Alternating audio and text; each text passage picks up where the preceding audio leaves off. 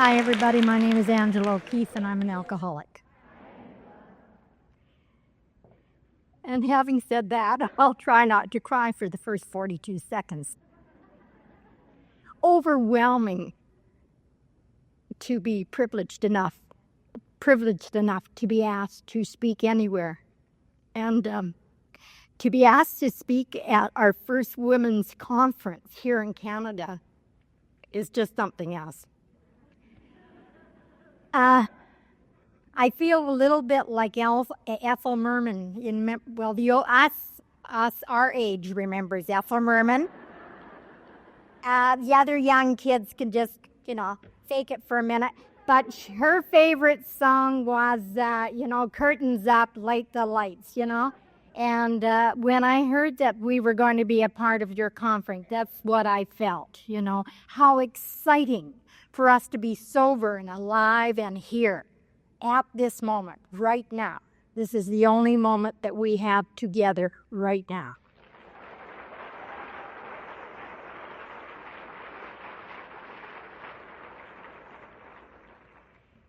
And I prepared for speaking tonight by going to a meeting this afternoon. I checked into the hotel yesterday. And so this morning I was up early and went out for a walk, and I hit the lobby and I met Kathy from Florida and Suzanne. Did you find Sears? Wonderful. And I just said hello, ladies, to whoever, and they all knew I was an Elkie, just automatic. But yesterday, I checked into the hotel, and I'm from Campbell River. I was born in Vancouver, but I moved up to Campbell River about 17 years ago, and that's on Vancouver Island. And we have a member in hospital here. She's been in hospital for a couple of months. So I went to visit her yesterday, and I hadn't eaten, and when I got back to the hotel, I thought maybe I should go out and grab something, and I was trying to figure this out in the lobby, and I thought, nah, I'll just go to my room.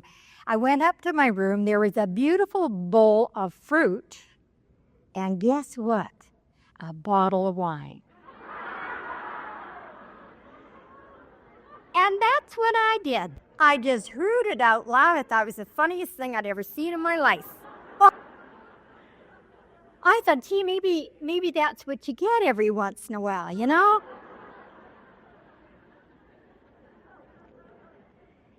Anyhow,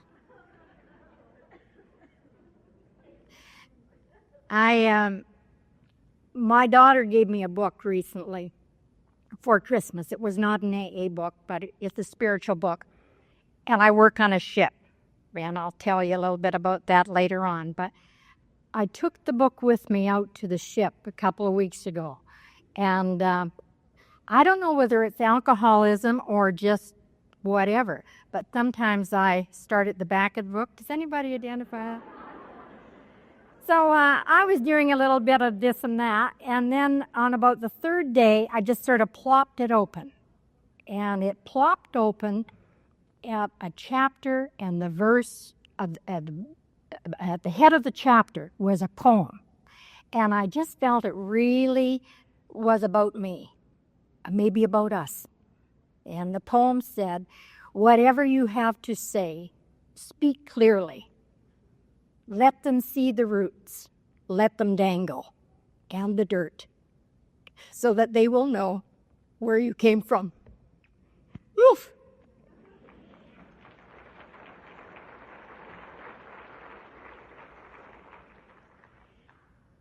So where I came from was that I was born into a family here in Vancouver, and there was 8 children, and TB developed very early on. I think I was about 5, and I spent a year in bed because I had a shadow on my lung, and they thought it might develop into a TB. Out of the 8 of us, 5 of us died. 5 children died. And now I know that they were not able to deal with the grief, and they were not able to help me heal. But at the time, I didn't know it. And I started to withdraw. That year in bed wasn't much fun. not even allowed out for bathroom, bedpan and the whole thing. So at the end of the year, I was quite shy and just very, very withdrawn. They thought my brothers and sisters were put in a hospital here in the interior for TB, and one of them died. At that time, the doctor said that the others were going to die, and my mother said, well, isn't there anything we could do? And they suggested that she build a house in the mountains.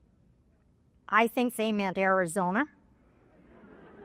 My people were from the Highlands of Scotland. To them, Grouse Mountain was a mountain.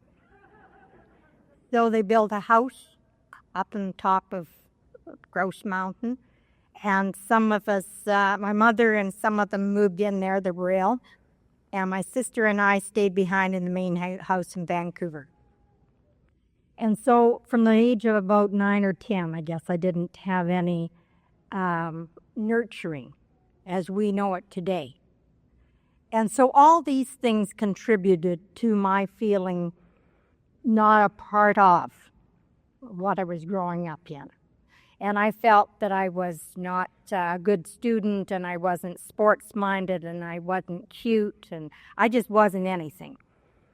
When I was about 11 or 12, there was 4 had died by that time. And they decided we would all join up together again. So we moved into North Vancouver, my older sister and I. And she got TB and she died. And I used to go to bed feeling loaded with guilt that I wanted them to quit coughing and hacking and all this sort of stuff, which I now realize is perfectly normal. But I just wanted to escape. I just wanted to someday be out there where there's some laughter and some love. I'm not saying that I wasn't given love. I never felt it.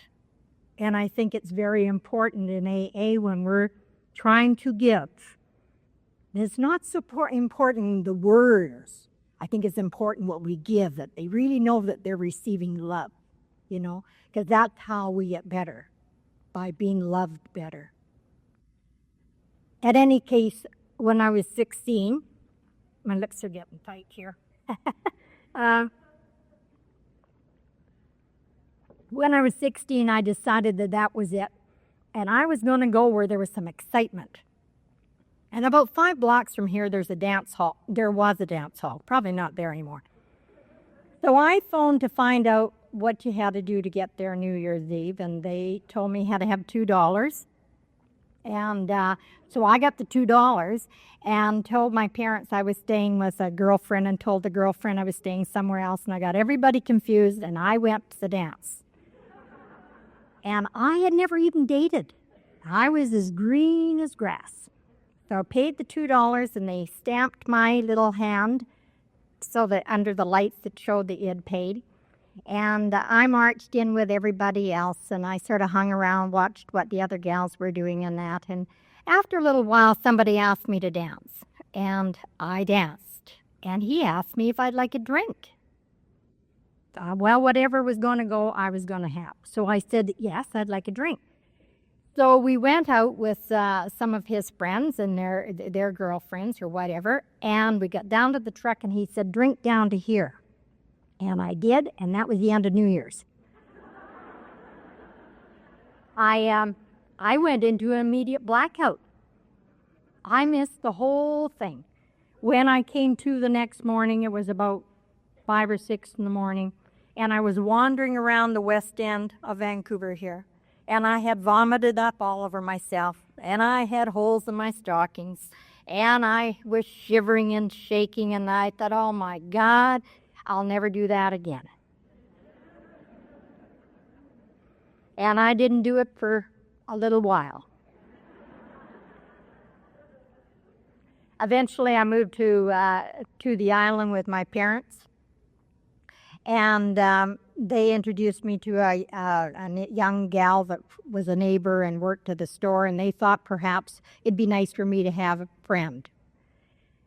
And they were nice kids, the friends that I met, but they weren't alcoholic, and I was. I was an alcoholic before I took the drink, apparently. So it didn't take very long before, we would go to a dance on Saturday night. Their thing was that you'd go in and have 2 beer and then go to the dance. This is before clubs, and this is when women drank on one side and the men drank on the other. But the men could come into the ladies' side. Isn't that always the case? We're going to change that. But anyhow, it wasn't very long before I would hear people talking about me. That don't give her a drink. Because something happens, She can't handle it. And I thought, why do they say things like that about me? Like I'm really very nice.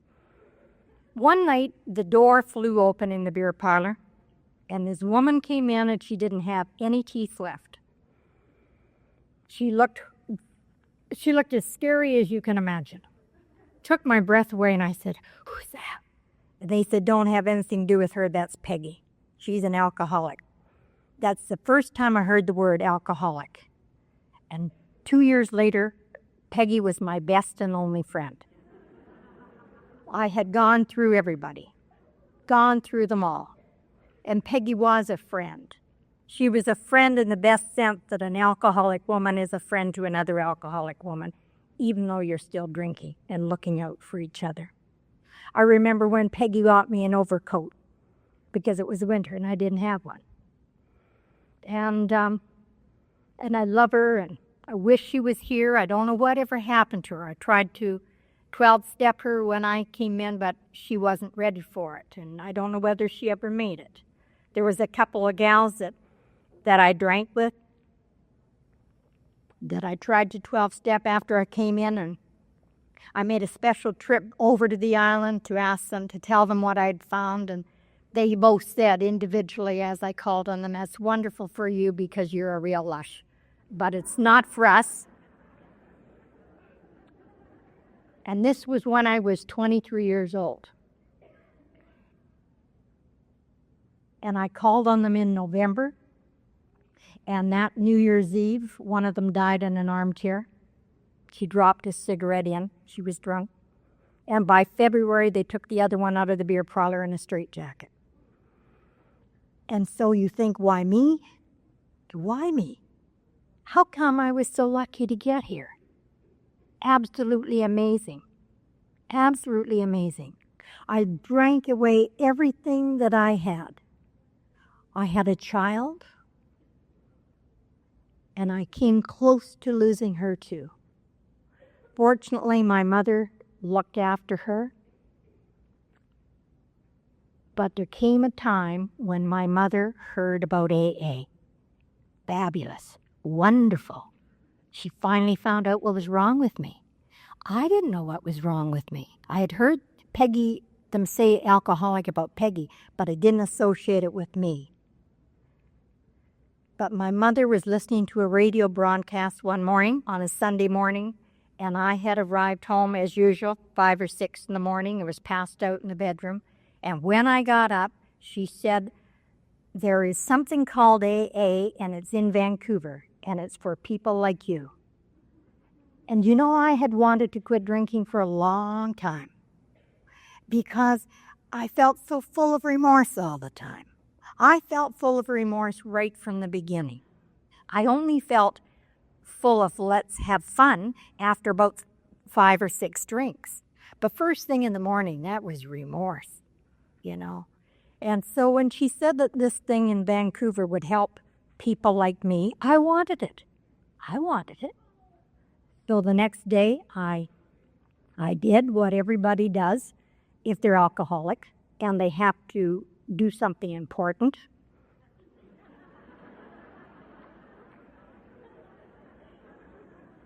First of all, you get fronted up so you look good on the outside because, that's the important thing. It's not what's in here. So I got myself all cleaned up and I went downtown and I bought a pair of stockings. And then I went in to have a couple beers and figure out how you get off the island. What you do is you go buy a ticket and you take a boat. But of course, I was an alcoholic, so I went in and seriously just trying to figure out how I was going to make this trip. She didn't have an AA number. And that's the fabulous thing, like it was such a small seed. She just said that it was called AA and it was to help people like me. And that was her whole message. I came to Vancouver after having a few beer, apparently. Don't even remember getting here. Checked into a hotel that is no longer here, the Devonshire. 4 days later, arrived back on the island with the receipt in my pocket, so I knew I'd made the trip. And she was gone. She was gone. Kindest thing she ever did for me in her life. She used to cover the checks when I wrote checks on her bank account, and she denied my alcoholism to people, but she never, ever said no to me. And when I got home, of course, I didn't go home right away. The boat docked about 11 o'clock at night, and I went to Chinatown. And I got home about 5 o'clock in the morning, and there was a letter in the mailbox. My key wouldn't fit. And there was a letter in the mailbox along with some other mail. There was a letter from my mother. And she said, "Why don't you try AA? It's doing wonderful things for other people. Why don't you try it? You are no longer welcome at our home. The locks have been changed. Your clothes can be picked up at the neighbors. And I have taken your daughter to California." I cast one of the checks that was in the mailbox, signed her name to it, and it was probably enough money to get me off the island, but not enough money to live very long. I have no idea. I can't remember the amount. I checked into a hotel on Granville Street, and of course I didn't pay for the room. I just checked in with my luggage. And at the end of the week or so, the manager came up and he wanted some money. And I said, "I don't have any." And he said, "Well, I'll do you a favor. I'll keep your clothes." And that's when I got introduced to the street.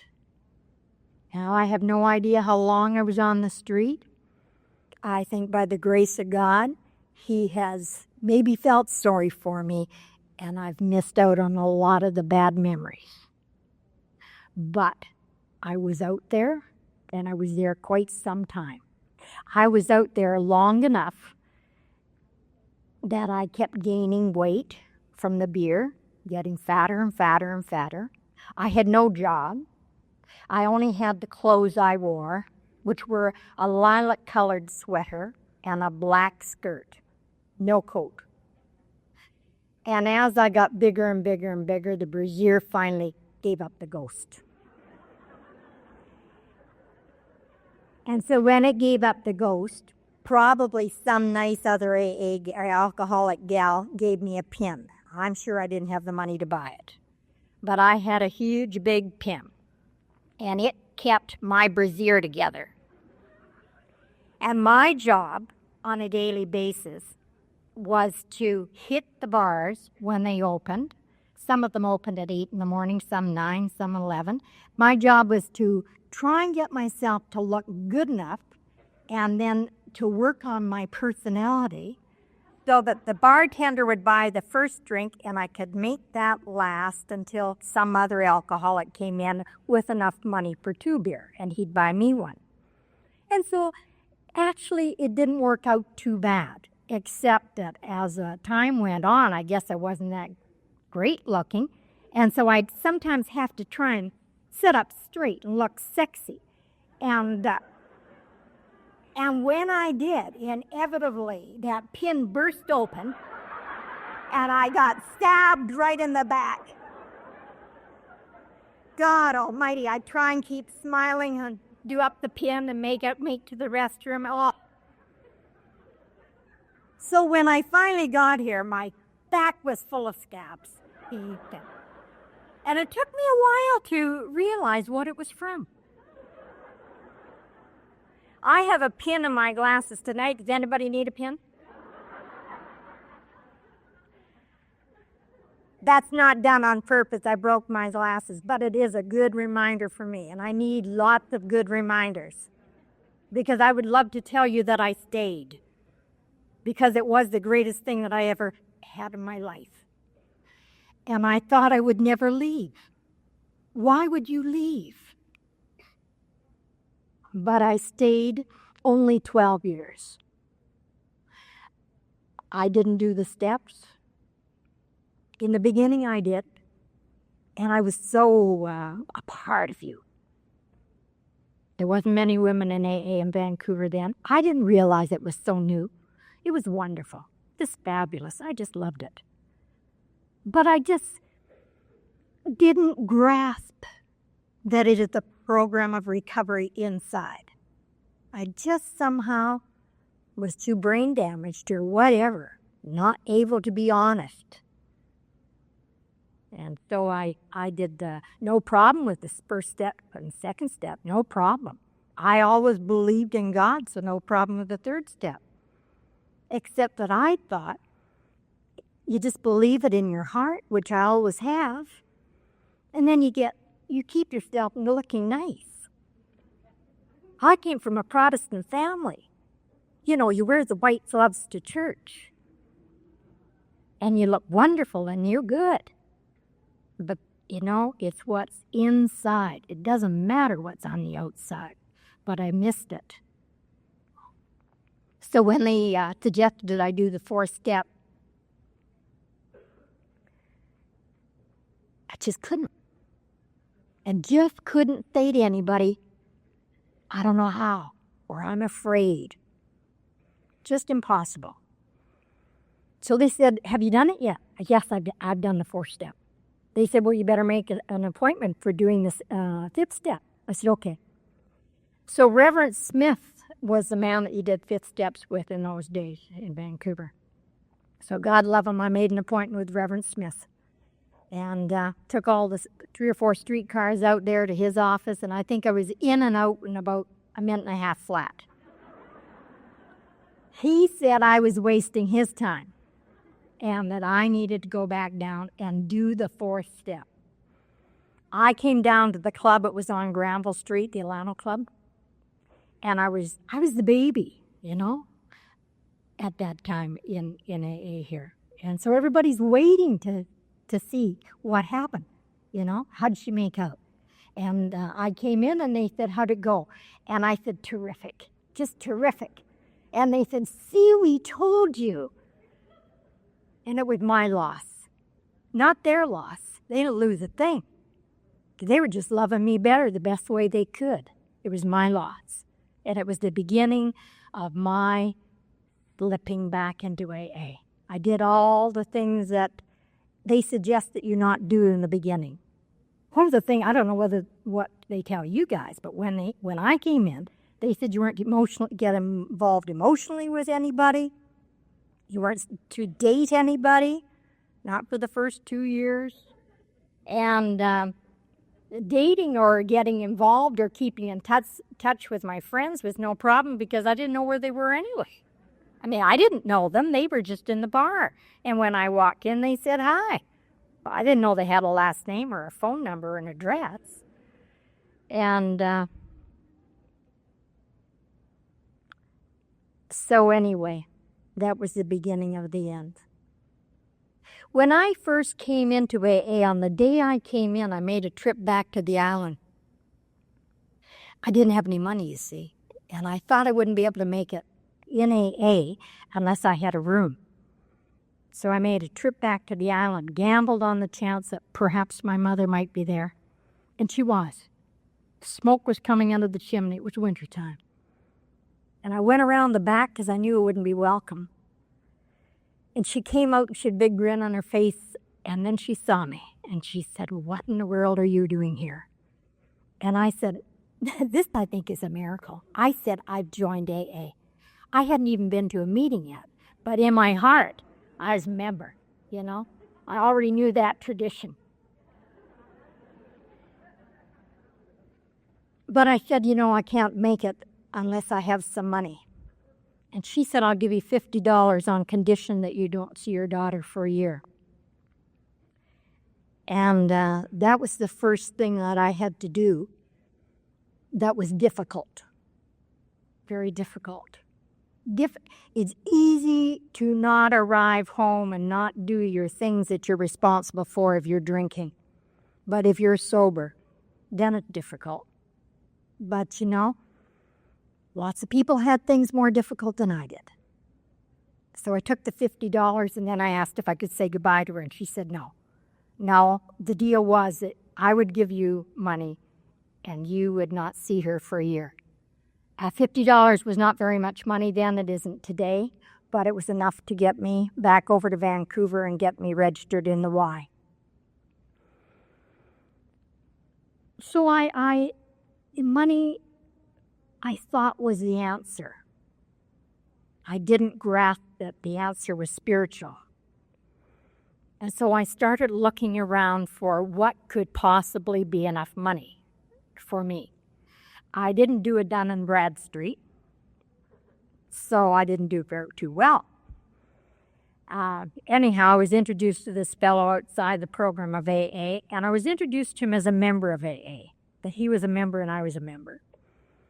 But I wasn't talking to him very long, and I knew he wasn't a member. I didn't have very good AA myself, but I knew good AA. I could hear it. And but he had some money. Now, what's important here, it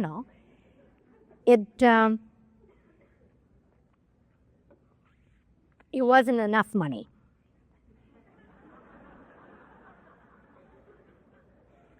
But I didn't know that. I didn't know anything. All I was a sober person, dry in AA. So I have my daughter back by this time. I've done my year. I've got Kathy back. I'm dating him. And I say to this girl who is 5.5 years old, he wants to marry us. What do you think? And she said, I like horses. He had a ranch. And he had Arabian horses. And, I can't remember the cattle. I was never a rancher. So anyway, I thought, well, that's it. I'm making her happy and I'm making me happy. We both get what we want. And so I married him. And I moved out of the city up to the ranch. It's funny, I think that good times or bad times, the experience is going to contribute to good in the end. So one of my experiences there was that we had a cook on the ranch, and after a very short time, she said she was quitting. I'd only been there 2 or 3 weeks, and I was homesick for the city already. The first week or so, it was like a dude ranch, and it was fun, but after a while, I started to cry. God almighty, I think I was trapped there. It was starting to sink in. When you get married, you do, dummy. I didn't know that, And so this cook said that she was leaving and that she had fallen in love with one of the hired men. And I said, oh, you can't do that. And she said, oh, yes, I can, Mrs. O'Keefe. And I said, no, you don't understand. I can't cook. And she said, oh, Mrs. O'Keefe, you don't understand. You'll learn. And oh, my God, I just had a fit.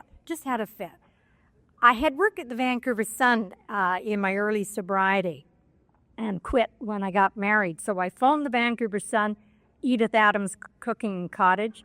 I said, it's an emergency. Send me everything you have, just everything. And they sent me a box this big by this big. And I used to get up about 4 a.m. to figure out how to cook the breakfast for these cowboys and stuff. It was right in the middle of haying season.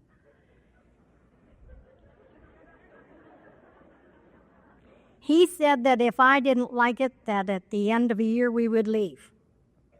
And I believed him. And that's how sick I was. So I started to pray. Now, I hadn't, done any 4 steps or 5th steps or anything. I was still in the lounge, But I did start to pray on a regular basis. I never missed a night. I said, please, God, I have made a terrible mistake. Please get me out of here. Let him die. Let me die. Let him fall in love with somebody else. But I've got to get out of here. And at the end of 3 years, they built a dam, for water, hydros, jazz, and they had to buy our property.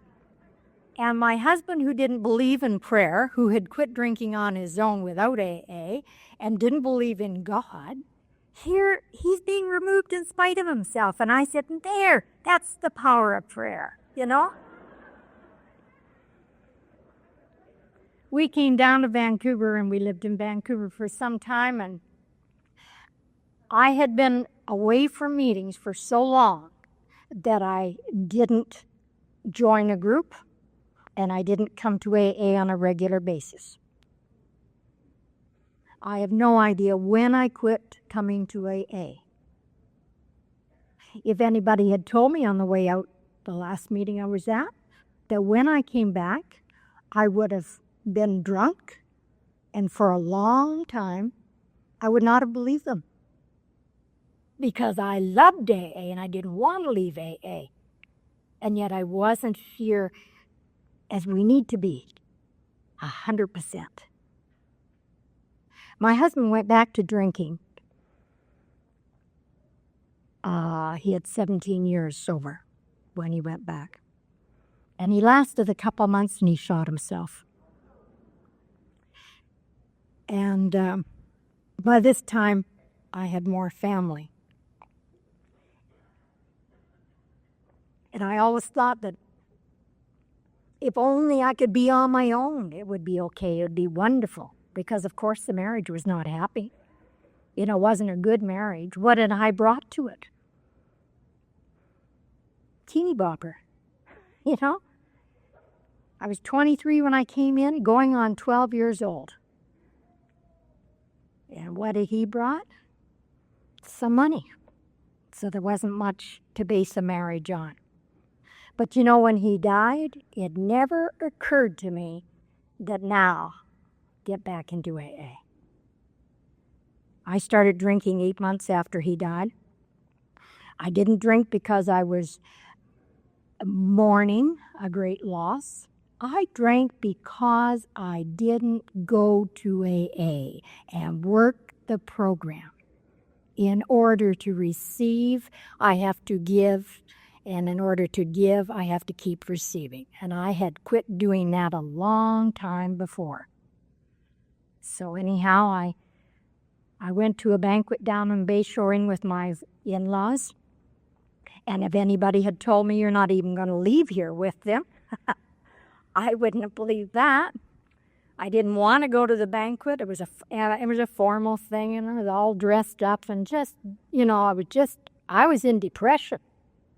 I didn't want to go, but they wanted me to come. So I went to this banquet, and after the banquet, they had the round tables, 10 people at a table sort of thing, and my brother-in-law asked me if I'd like to dance, and I said, no, Art, I think I'll just sit here. I had no idea how close I was to a drink. No idea at all. I said, no, I think I'll just sit here, Art. And he said, okay. And he got up and left and went to visit some of his cronies, and everybody at our table got up, and there was drinks on the table. And I listened to that music. They played some of the numbers that I used to sing to, and all of a sudden I felt so sorry for Angie. I thought, my God, I was just a kid. I was only 23, and I never had any fun. And just like, just like that, I just reached out and thought, to hell with it. And I polished off all the drinks that were on the table. And by the time that they'd got back from their dancing, I guess I guess it's true. I changed drastically. My brother-in-law had never seen me drinking. I was sober 3 years before I married his brother. But he looked at me in shock and said, "My God, Angela, what have you done?"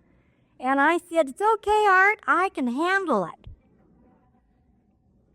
And then I spied a good-looking dude. And he's about 5 years younger than me, and I just thought, like, there's God bringing in something, you know. And you know how we experience these things in AA meetings? Sometimes we go to AA and we say that there's God's gift, you know. Poor old God, he hasn't got anything to do with it. He hasn't even met you yet, you know. So I drank for the rest of that night and part of the next day. And then I did what I guess people do if they want to keep drinking. I was sobbing and crying. I realized, my God, had 12 years and it's all gone. But instead of phoning AA, I phoned somebody that used to work with me at the Vancouver Sun. And she drank. And I went to see her and I told her my sad tale of woe. And she said, "Honey, you were never an alcoholic. You were just a kid." Now, I want to tell you, alcoholics don't end up living on the street with their brassieres pinned together. I mean, social drinkers don't, you know? Like the alcoholics do that, not social drinkers. There was no question I was an alcoholic. The thing was that I didn't work the program, that's all. Very simple, you know? I drank for 8 years before I got back. The only difference was that I was healthy. I'd had 12 years to get real healthy. And I had some clothes. I wasn't down to one sweater and one skirt. And nothing else had changed. I tried to control the drinking. I tried not having it in the house. I tried not drinking before. I tried. And it didn't last very long, this trying, until I was right back up to my eyeballs in it. It got so that I drank on the way to the bathroom, and I drank on the way back from the bathroom. I don't know if anybody else can identify with that, but nowadays, if I get up at 2 in the morning to go to the bathroom, I just go to the bathroom. But then, for some reason or other, I would wake up and think I have to go to the bathroom, and my head would say, get a drink on the way back, wine. I had wine in the fridge, it was cold, Anyhow, it reached the point where I was drinking beer in the morning to cool my stomach, and vodka with milk, and the whole ball of wax. And I don't think that I ever would have come back, because I didn't know how I was going to be able to sober up without a drink. And I don't think that I ever would have come back if it hadn't been for prayer. I worked at the Ritz Hotel, which was right across the street here. And my daughter had moved to Campbell River to get away from me. She used to move in and out periodically.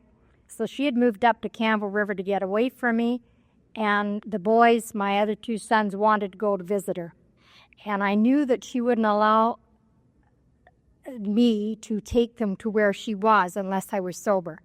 So I drove up there for the first time in 8 years, or almost 8 years. I didn't have a drink for 2 days.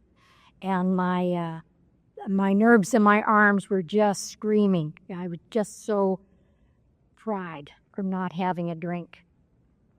My son wanted to stay behind the 16-year-old, and I was glad he did, because I just wanted to leave there at the end of 2 days with all my excuses of why I had to, and check into a hotel in Nanaimo so I could get a drink so I could drive the car on the ferry, because I couldn't do it.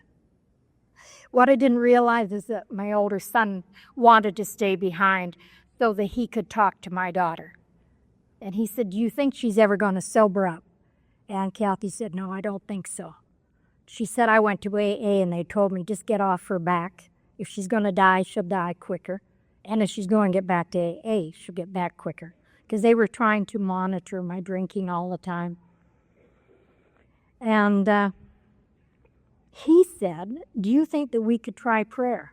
I find that absolutely amazing, that a kid that has had an alcoholic drinking mother from 7.5 to 16 could possibly think of maybe prayer helping. And she said that she was deeply shamed because she had read the big book and she thought she had turned her life over, and it never occurred to her to pray. But they started praying, and within 2 or 3 weeks I was back here. I was just as flabbergasted to find myself back as when I left. I'm flabbergasted to this day. I never take my sobriety for granted.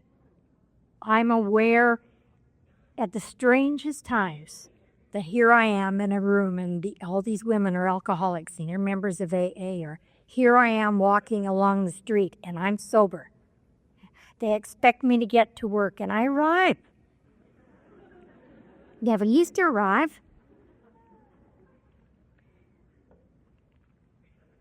So I came back into AA. On the night I came back into AA, I went to 2 meetings. I went to a first meeting, and you know how it is. Like one moment you're drinking, and that's what you want to do. Next minute you're sober, and you want AA. Like all of a sudden you know how sick you are. So I went to this first meeting, and then I wanted to go to another meeting, and I heard there was one at midnight. And the person that had picked me up to take me to the first meeting said, do you want to go home? I didn't want to be alone. I was afraid I would drink. I didn't know anything, but I knew that I didn't know how to say no, and that I was only safe in the arms of AA. So I said, no, I don't want to go home. So he said, well, he was going to the club. So I went to the club, and I just watched that clock, waiting for midnight to come along. And around 11:30, I asked if anybody else wanted to come with me, and nobody else did. And when I started walking down the stairs of the club, I started talking to myself. God started to talk to me, correction. Like, maybe this is necessary for you. Maybe you need to walk down these stairs all by yourself while everybody sits up there. Like, just remember all this, you know. And so I went down, took the bus. I got to the other meeting, and I remember thinking, I'm really sicker than I thought, and I better excuse myself. Now, I don't know whether I said it out loud or whether I just thought it. But the next thing, I heard them calling for an ambulance. And I opened my eyes to see who they were calling it for, and it was for me.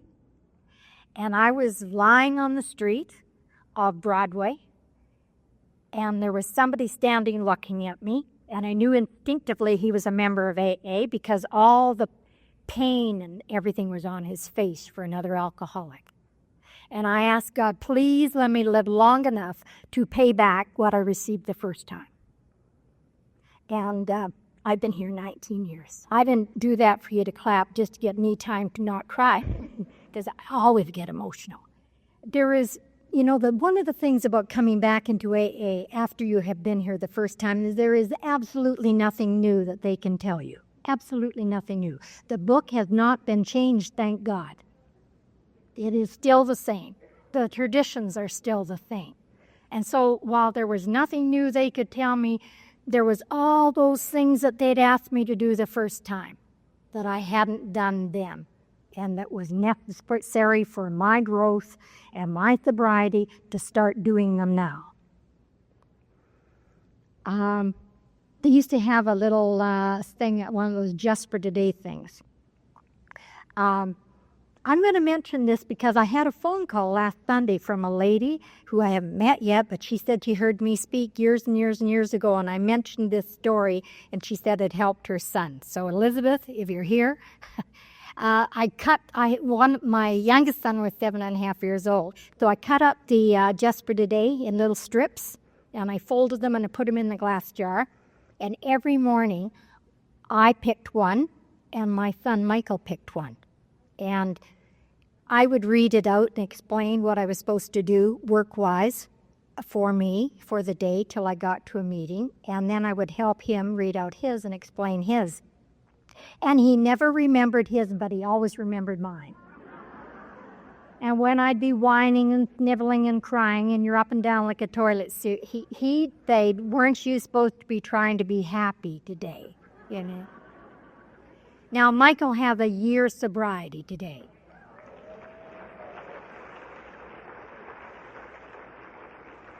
My daughter, Kathy, has 10 years. And all I did was bring the body. Bring the body and the mind will follow.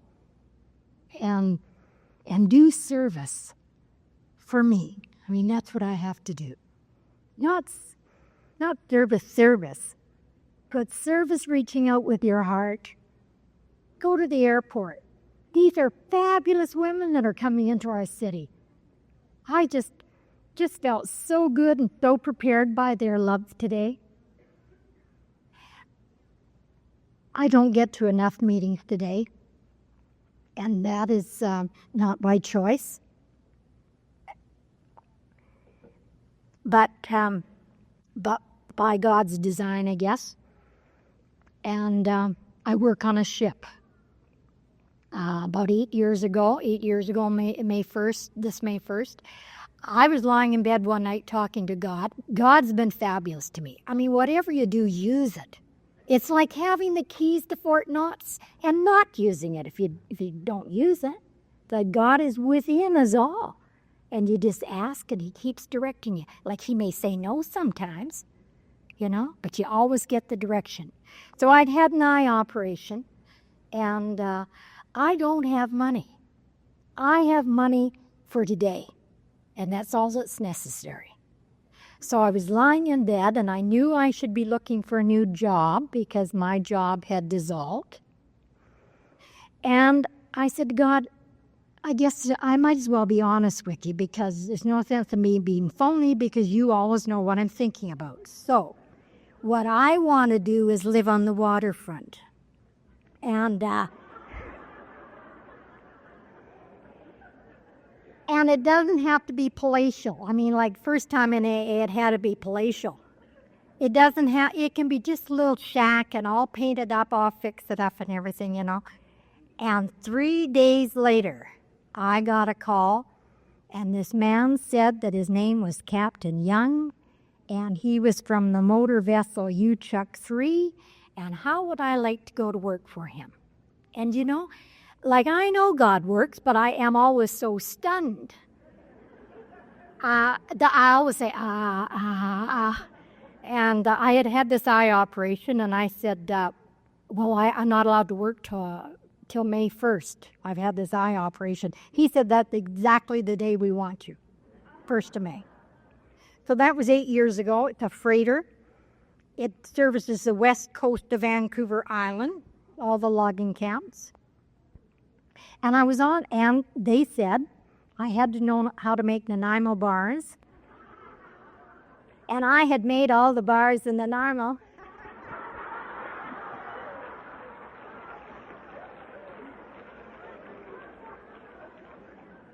And then I had him know how to make clam chowder.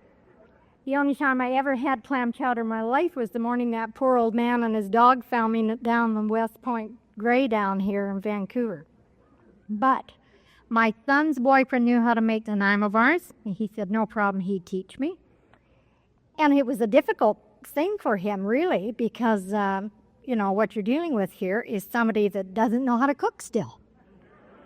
And he said to me, Mrs. O'Keefe, you're not getting it, because they'd all crumble and fall apart. And I sponsored somebody that had an excellent recipe for clam chowder. And so I literally multiplied the cups and cups and cups and cups so it got to what you'd need for a ship. And the third person that cooked was God. Now, I don't mean that to be disrespectful, but I know that he works. And the guys on the ship know it. If passengers come up and ask me what I put in the soup, and they happen to be in there in the mess hall, they sit there just giggling because they know that I've never made the same soup twice. I just say, like, what do I put in it? To God. And sometimes he says, try this, try that, Have you ever heard of shrimp and curried chicken, together? It tastes great. The first thing I did on the ship was tell them I was an alcoholic or a member of AA. Not to blow my anonymity, but because that was the first thing they offered me was booze. They asked me if I would go out for a couple of days on the ship to see if my stomach could handle the ocean. At the end of the first day, they asked me what I would have to drink. And where there had been nothing in the galley, I turned around and there was just a sea of booze. And I couldn't believe it. I don't know where they were hiding it. But anyhow, I said, no, I didn't think I'd have one today. And they said, come on.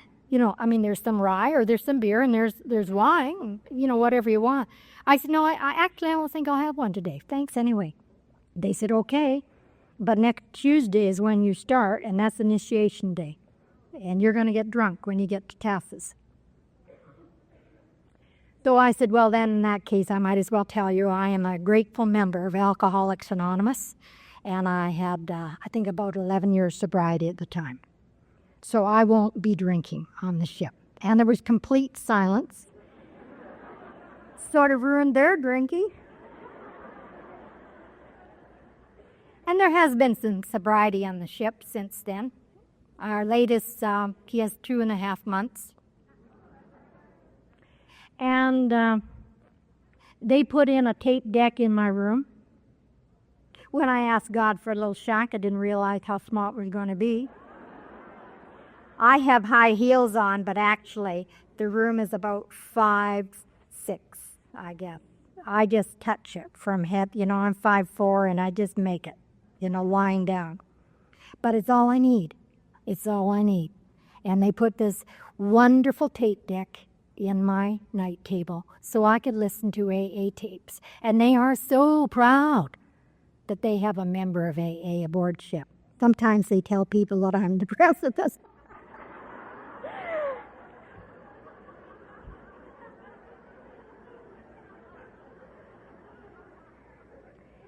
And I get to meet people up and down the coast. There are wonderful people out there that are not as fortunate as us to have AA at our fingertips. We have a gal here tonight who, when she was about 10 months sober, was shipped off to a little logging camp with 70 loggers, I think. And it had been a well-known camp for drinking. As a matter of fact, one of the family was the one that I drank with. But this gal is in AA. So when she went to camp, she started an AA meeting there. And at one point, I think it was up to 10. I think it's down now, maybe to 2 or 3, because it's a logging camp. They come and go. But when we come in there and dock at to unload our supplies, she comes from her home, which is not at the dock, and we have a meeting aboard the ship. And the owners think it's wonderful. They just think it's wonderful. This past August, there was a young couple came into a meeting in Campbell River, and I didn't recognize them, but I had a feeling that perhaps they had seen me on board this ship. I don't know why I thought that, but I did something that I've never ever done before. When I spoke at the meeting, I said, maybe we'll see you on U-Chuck someday. And they both broke out and said, oh my God, that's where we knew you from. This couple are on an island in the middle of nowhere in the Pacific. They have to take a boat to get to where we dock in Cayucot. And they now have 5 months of sobriety. And they have started a meeting on this little island. It's called Actis Island. And there's only about 15 or 20 homes on the island. and they have started a meeting, and they have 7 people in their group. And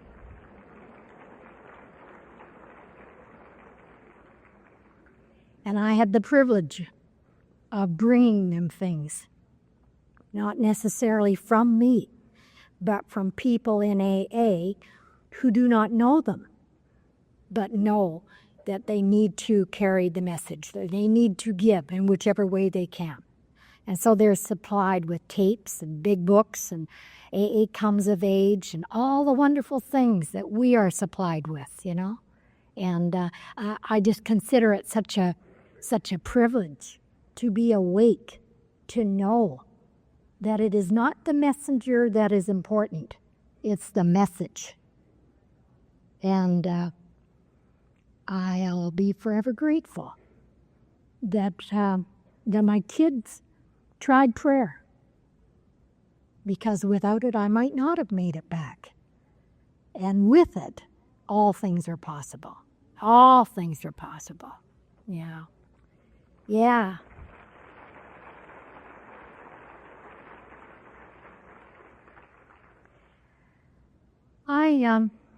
I think I've just about said it all.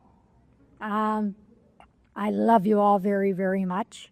I'm very, very grateful. I'm grateful for your sobriety, grateful for mine, grateful for whatever the plan is that God has for me, thankful for the plan up till now. I was thinking this afternoon or this evening or some point in time that materially I really probably don't have what anybody else has. But I have what you all have inside.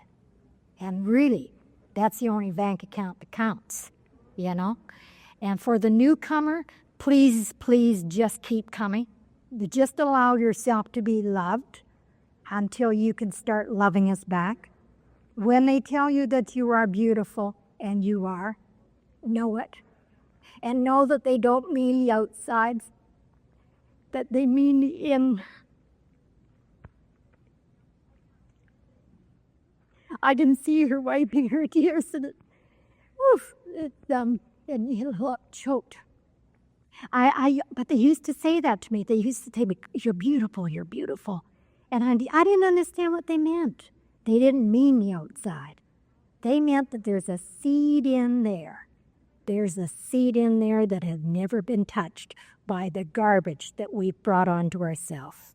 And that seed is ready to grow. And tonight, honey, we're going to start to watch you bloom. So thank you for my sobriety. Thank you all.